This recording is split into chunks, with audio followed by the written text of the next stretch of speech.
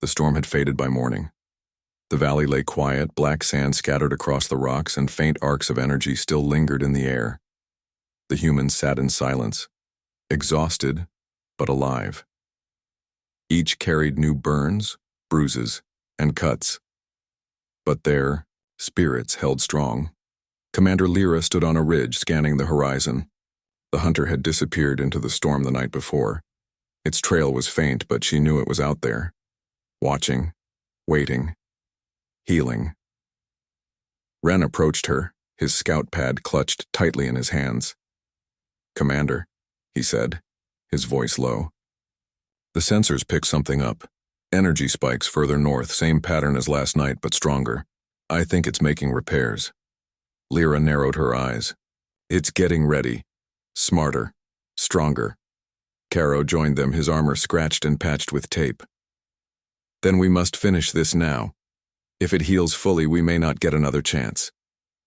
Lyra took a deep breath. Her team looked worn and tired, but there was fire in their eyes. They had survived days of running, fighting, and bleeding. The hunter had expected them to break. Instead, it was the one retreating. "Then we end it," Lyra said firmly. "One way or another." The final hunt, the humans moved north. The land grew harsher.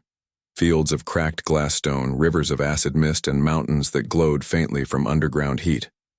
This was no place for life, yet the hunter had chosen it for cover.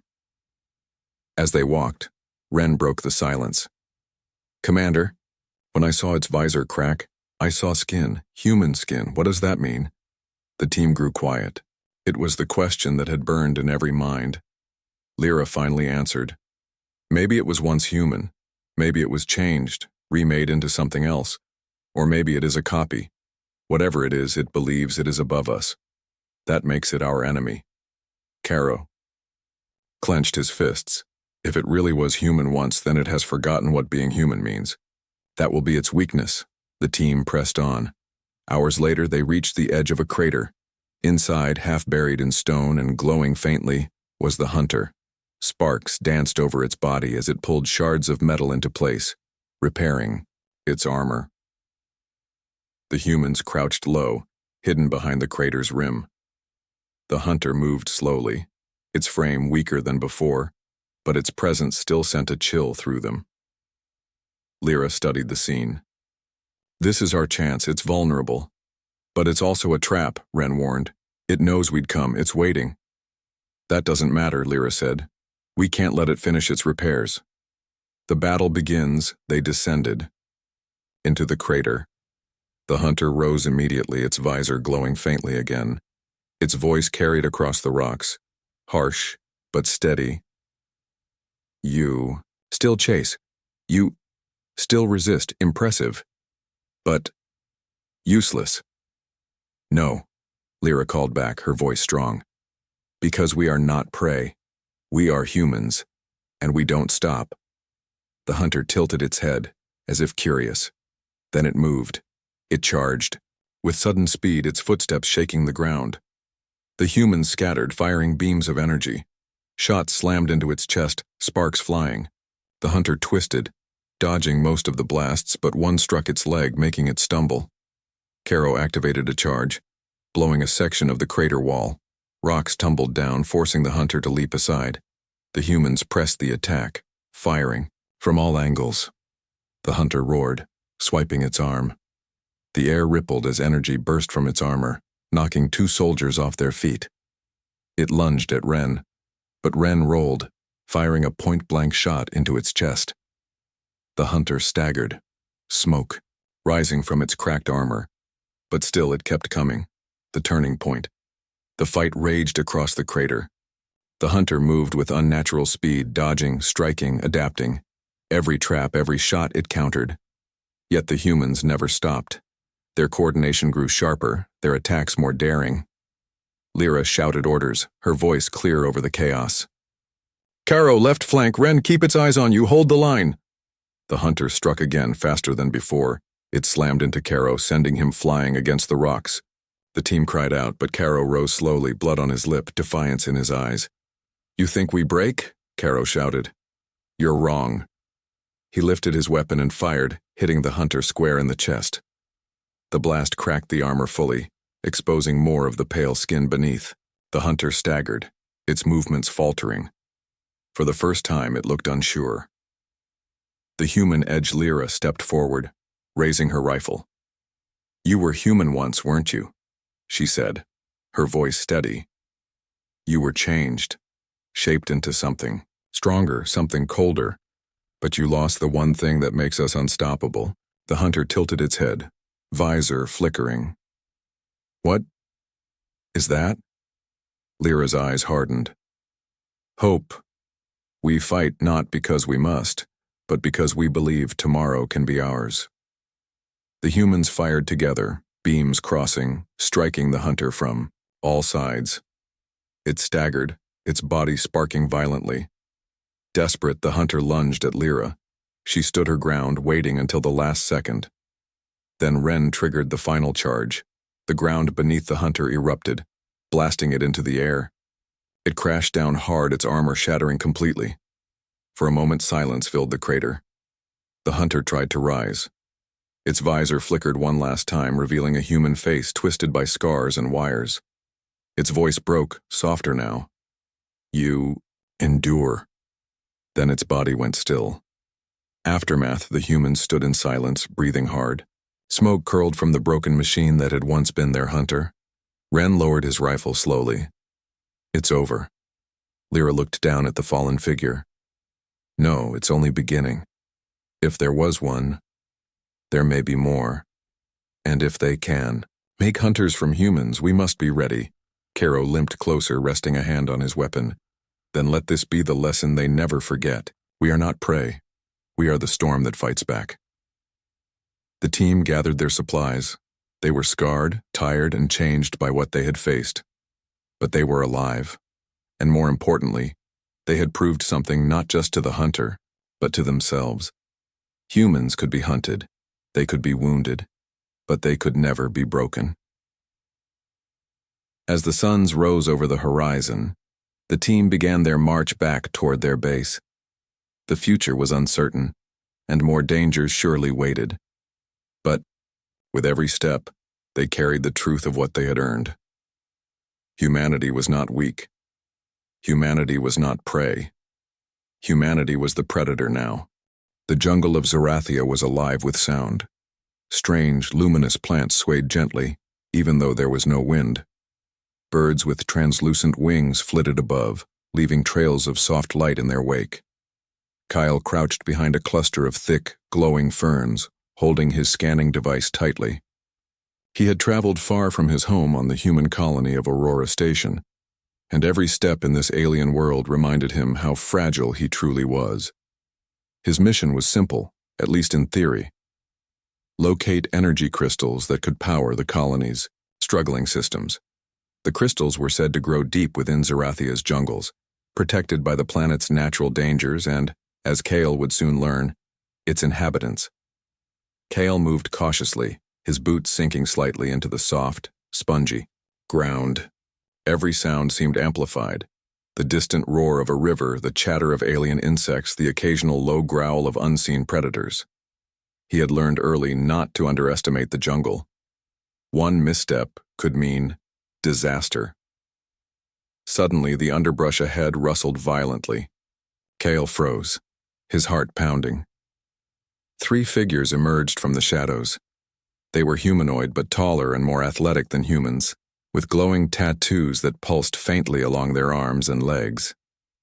Their movements were precise, almost predatory, and the weapons strapped across their backs were unlike anything Kale had ever seen. "Stop," one of them commanded. Her voice was firm and clear, echoing slightly in the dense foliage. Kyle raised his hands, trying to appear non-threatening. The 3 figures approached slowly, forming a triangular formation that left Kale with no escape.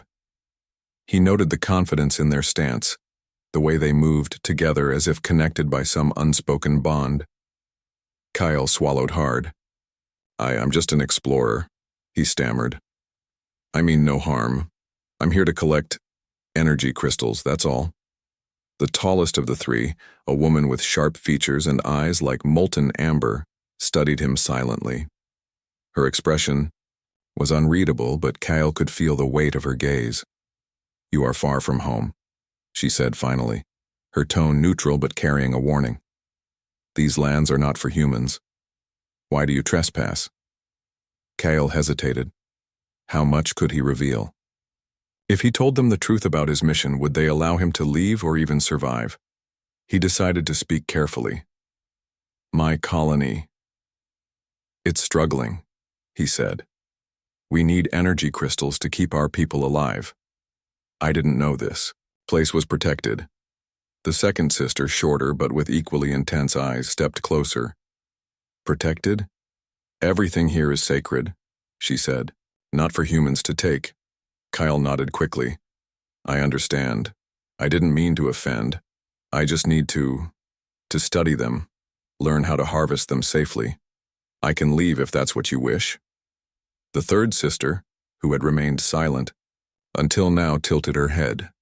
Her expression was thoughtful. "You speak well, human," she said softly. "But words do not protect you here. Actions do." Kyle's stomach sank.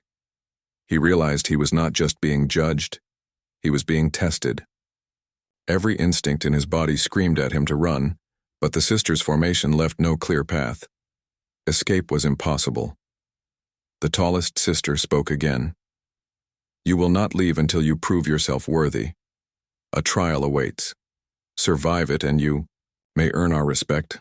Fail and you will remain here, permanently." Kale's pulse quickened. "Trial? What kind of trial?" he asked, trying to mask his fear. "The Crystal Ravine," the first sister said, her eyes narrowing. "You will spend the night there, alone. Survive the dangers of the ravine and the creatures that hunt it. Only then will you be considered." Kyle swallowed hard, his mind racing.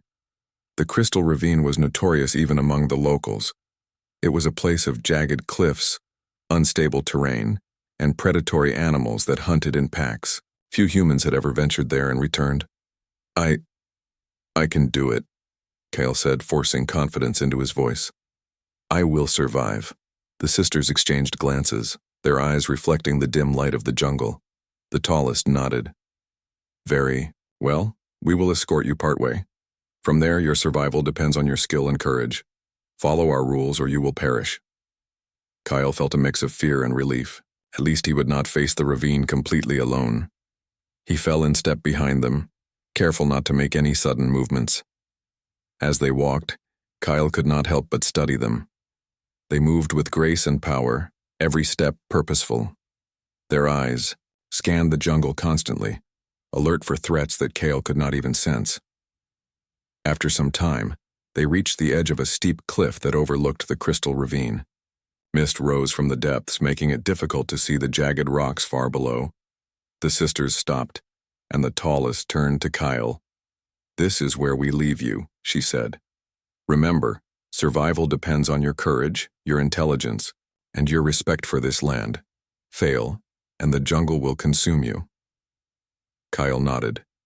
His knees felt weak, but he forced himself to stand tall. "I understand," he said. The sisters stepped back, watching him carefully. Then, without another word, they turned and disappeared into the jungle, leaving Kyle alone at the edge of the ravine. Kyle took a deep breath, staring into the mist below. He knew that fear would not help him here. Only focus, ingenuity, and courage could keep him alive. Carefully, he began his descent into the ravine, moving slowly and deliberately. Every footstep was calculated, every handhold tested before he placed his weight. As he moved deeper into the ravine, strange sounds surrounded him. Distant growls, rustling movement, and the occasional echo of something large crashing through the underbrush. Kale's senses were on high alert. He remembered the sisters' words, "Respect the land." Every step he took, he tried to move lightly, leaving no unnecessary trace, careful not to disturb the fragile ecosystem around him. Hours passed. Kale found a small ledge to rest on as the sun began to set. casting long shadows across the jagged cliffs.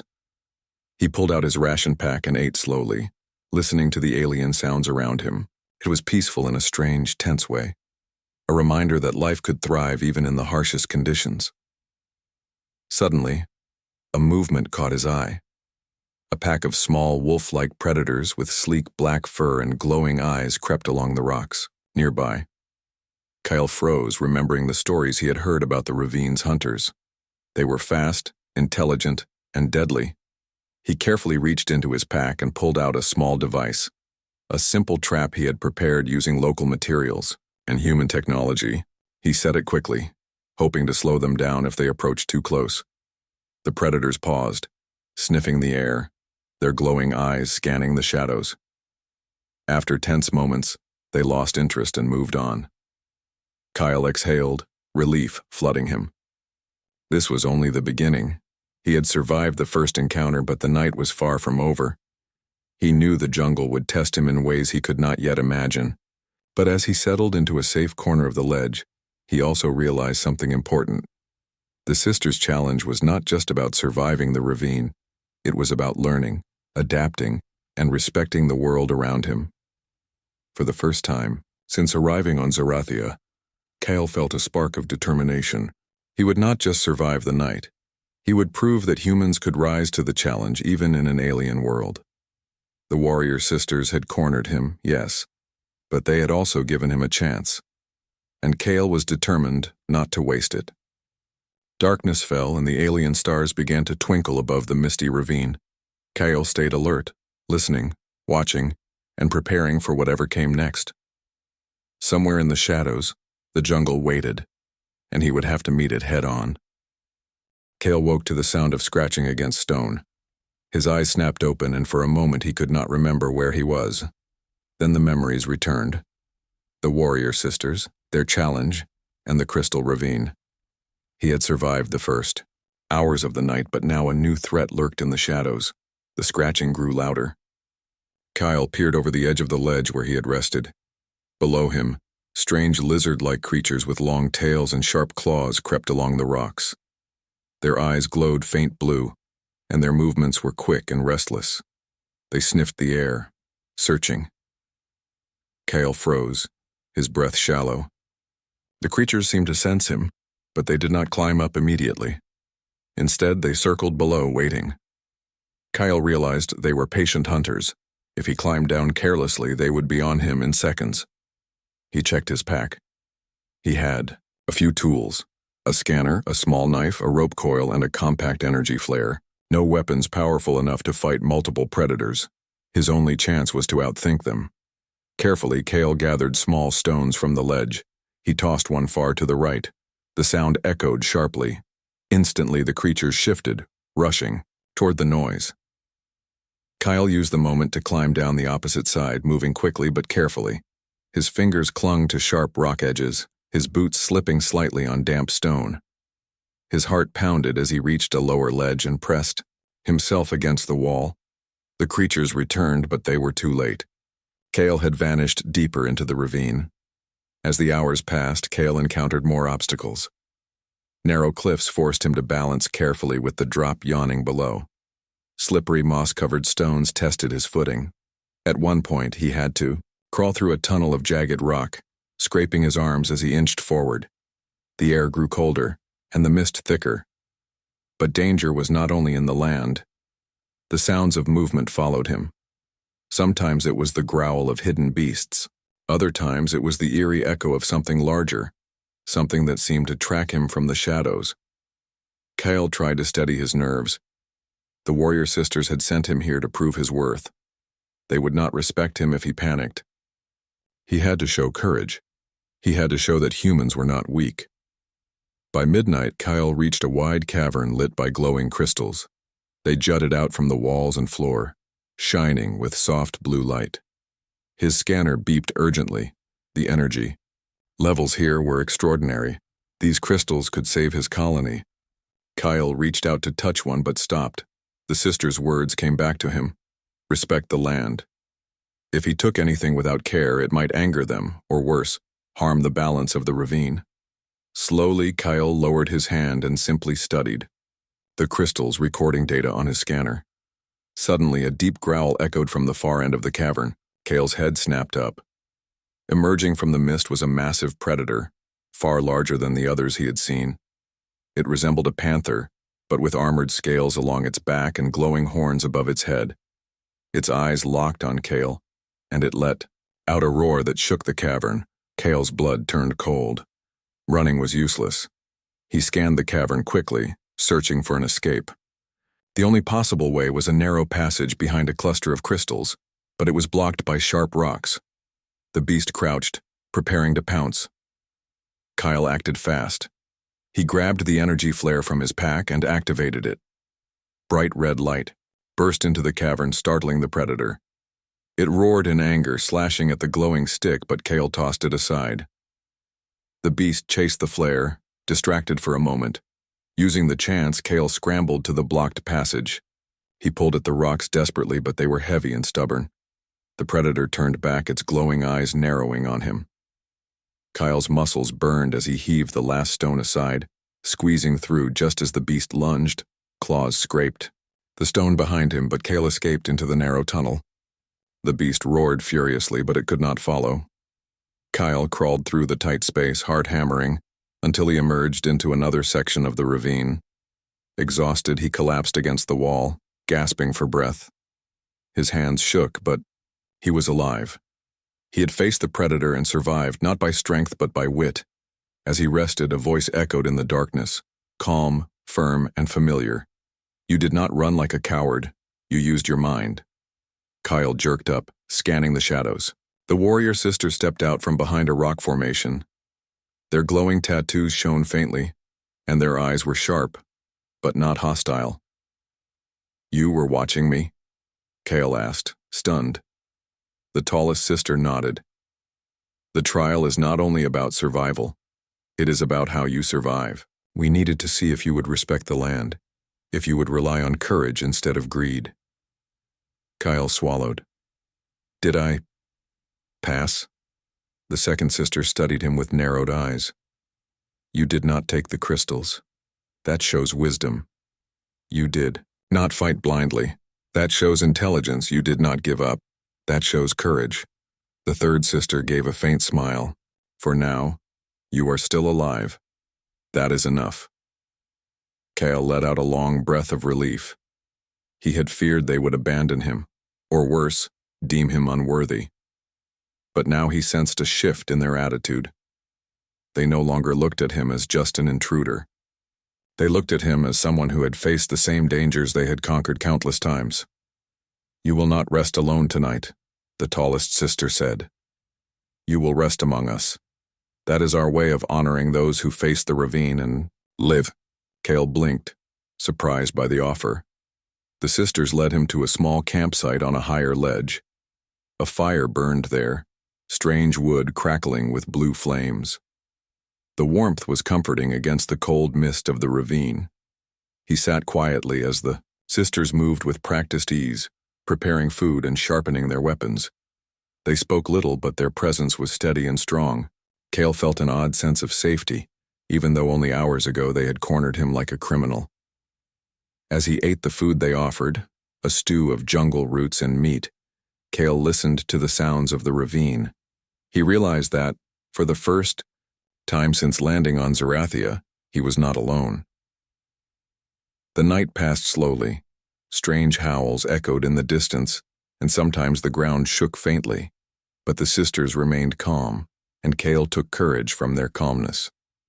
When fatigue finally overtook him, he rested near their fire, knowing they were watching. Before sleep claimed him, he heard the eldest sister's voice one last time. You are not like the others who came here before. Perhaps you are worthy of more than just survival. Tomorrow you will learn why we guard this land. Kale drifted into uneasy sleep, his mind racing with questions. He had survived the trial, but he knew this was only the beginning. Something deeper waited beyond the ravine, something tied to the warrior sister's mysterious duty. And now, for reasons he did not yet understand, he was part of it. The morning mist still clung to the jagged cliffs of the crystal ravine. Kyle stirred awake near the strange blue fire the warrior sisters had built. His body was sore from climbing, crawling, and fighting for survival, but his mind was restless. The trial had ended, yet questions remained. Why had they watched him? What was it that they guarded so fiercely on this planet? The sisters were already awake. Their movements were silent, their eyes sharp. They stood like statues carved from living stone, weapons in hand, scanning the ravine as if danger might strike at any moment. Kyle admired their discipline. He could not help but feel small in their presence.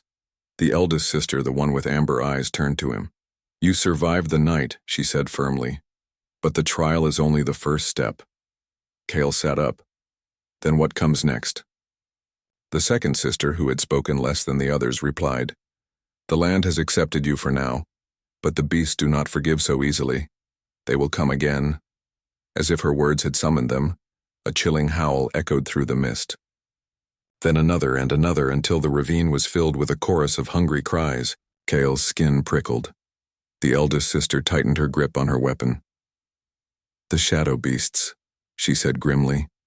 "They hunt in packs. They never stop once they have chosen prey." Kale's heart pounded. He remembered the glowing eyes he had seen the night before. If a pack came for them now, even the sisters' skill might not be enough. "What do we do?" Kyle asked quickly. The youngest sister, who often spoke with a softer tone, gave him a steady look. "We fight. Together." Those words surprised him. Just yesterday they had called him a trespasser. Now, without hesitation, they were asking him to stand beside them.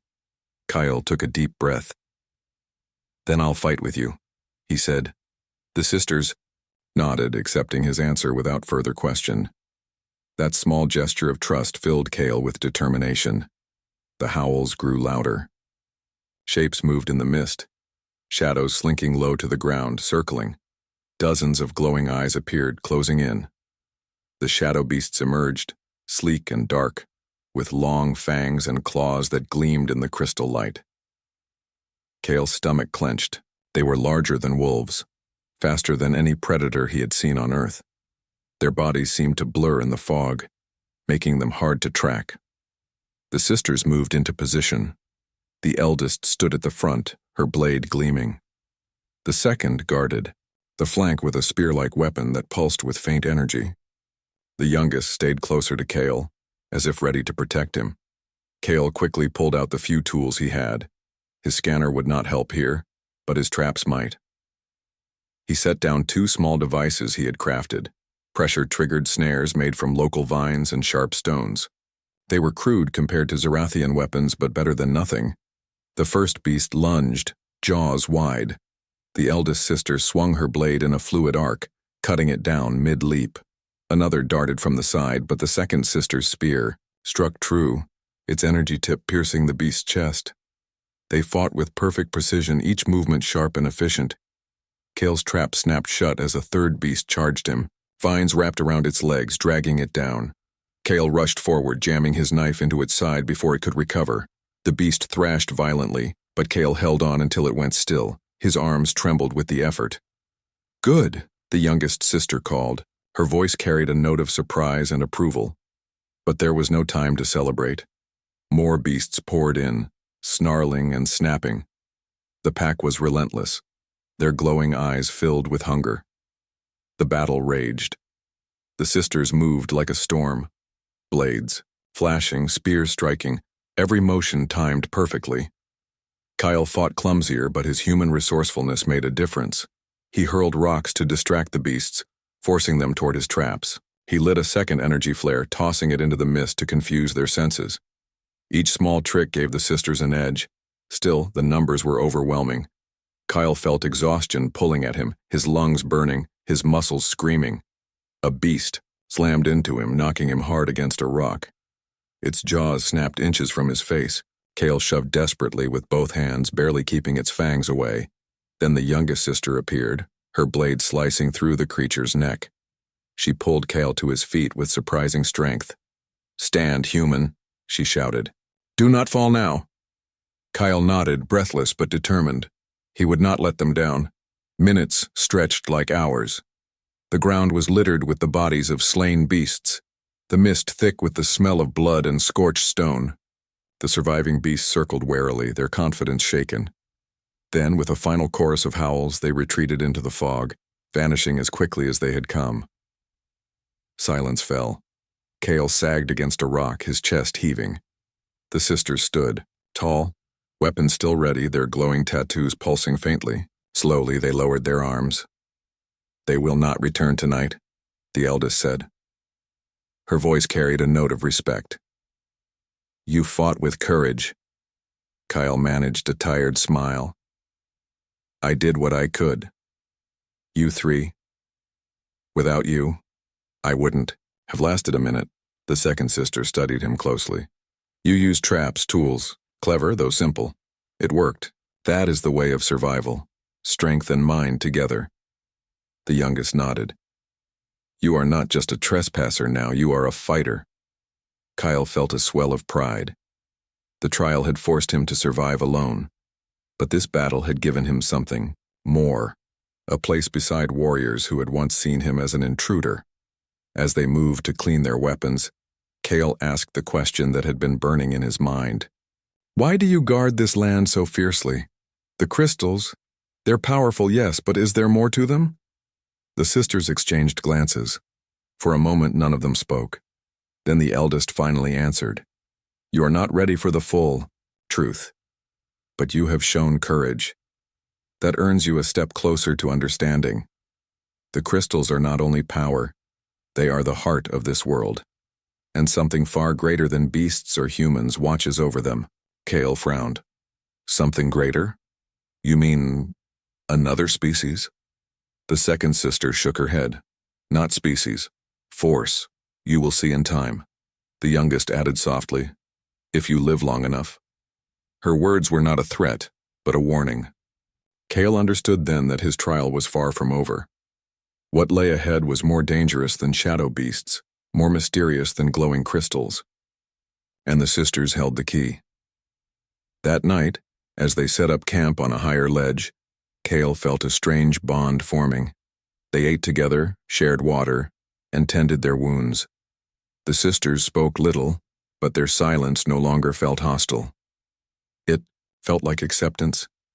Kyle lay awake, staring at the alien stars above. He thought about Aurora Station, about the people who depended on him. He had come here seeking crystals to save his colony, but now he sensed his mission was tied to something much larger. The warrior sisters had shown him respect, and in turn, he respected them. For the first time, Kale felt that maybe, just maybe, humans had a place in this world, not as invaders but as allies. But deep inside, he also knew that alliances forged in battle were tested in fire, and the fire was only beginning. The sun rose slowly over Zarathia, painting the cliffs of the crystal ravine with shades of orange and gold. Mist drifted upward like ghostly smoke, hiding the dangers that lurked below. Kyle stood on the ledge where he and the warrior sisters had camped, gazing at the endless stretch of jagged rocks. He had survived another night, but he knew survival alone was not enough. Behind him, the sisters prepared for travel.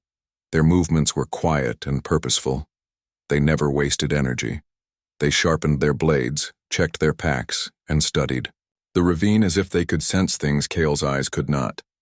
Finally, the eldest sister spoke. "It is time," she said. "You have proven your courage.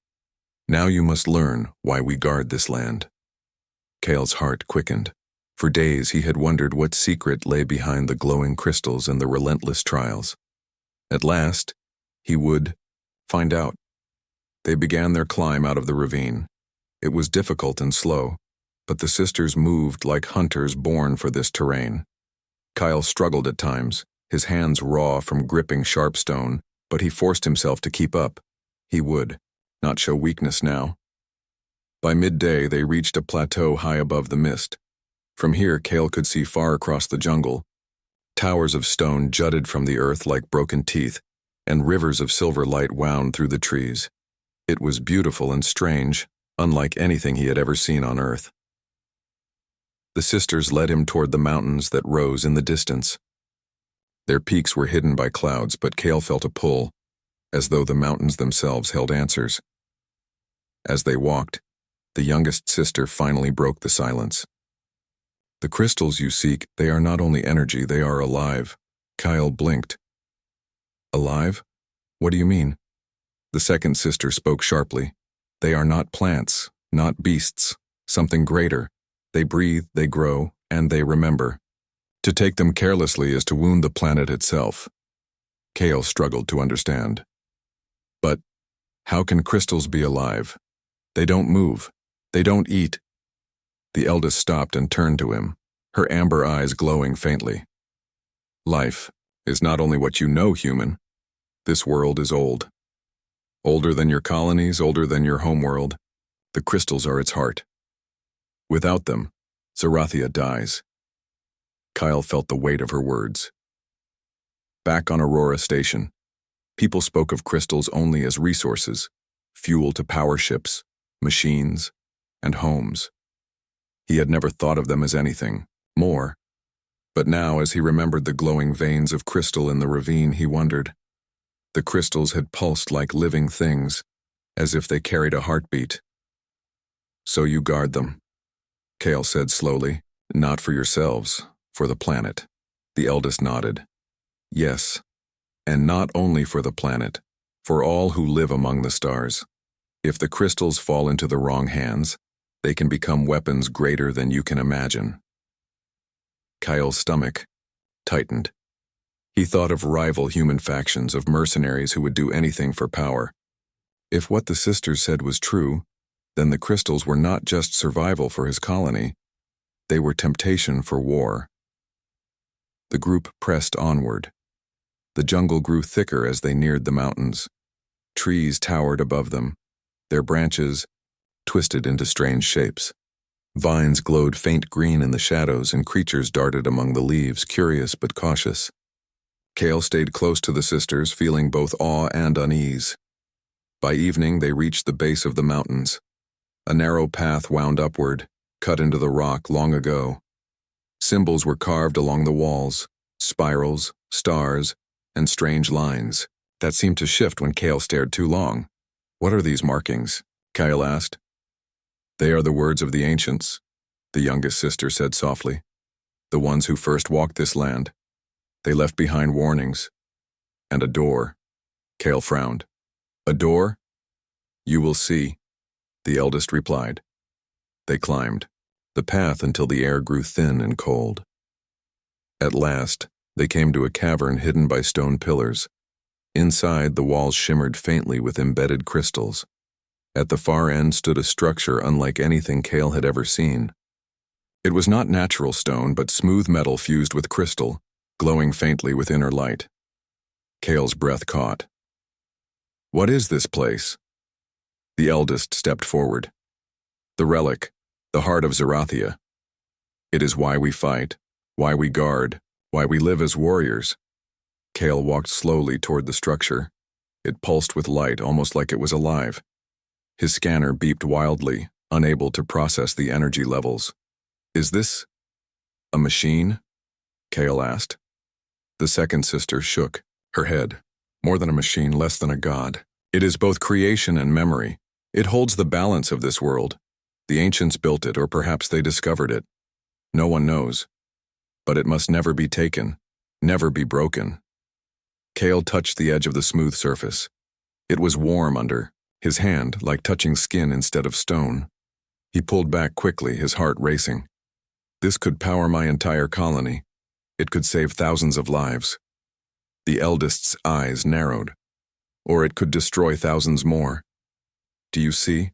Now why we test you. If you had come here greedy and careless, we would have ended your life before you reached this place. But you endured. You respected. That is why you stand here." Kyle nodded slowly. He understood. The sisters were not simply warriors. They were guardians of something far greater than themselves. But before he could speak again, a deep rumble shook the cavern. Dust fell from the ceiling, and the crystals in the walls flickered. The second sister's expression hardened. We are not alone. Kyle spun around. From the shadows of the cavern entrance, figures emerged. They were tall, armored, and carried weapons that glowed with unnatural light. Their armor bore no resemblance to the sisters' traditional gear. These were outsiders, intruders, mercenaries from beyond Zerathia. The eldest sister raised her blade, her voice low and fierce. They have found the relic. Kale's blood ran cold. If the mercenaries reached the relic, they could rip it apart, drain its power, and use it for war. The sisters stood ready, but Kale knew this battle would not be like the beasts of the ravine. This was intelligent opposition, an enemy who wanted the same thing his own people once desired. The leader of the intruders stepped forward, his voice echoing through the cavern. "Stand aside, Guardians. This relic belongs to those strong enough to claim it." The eldest sister's reply was sharp as steel. "You will not touch it. Not while we still breathe." The mercenaries spread out, weapons raised. Kyle tightened his grip on his knife, his mind racing. He had faced beasts, cliffs, and shadows. But this was war. The eldest turned to him briefly. "Human, you wanted to prove yourself. Now is your chance." Kyle nodded, fear and resolve colliding in his chest. "I won't run. Not now." The cavern trembled again, as if the relic itself sensed the coming clash. The light within it pulsed faster, casting strange shadows across the walls. Kale stood beside the warrior sisters, ready to fight.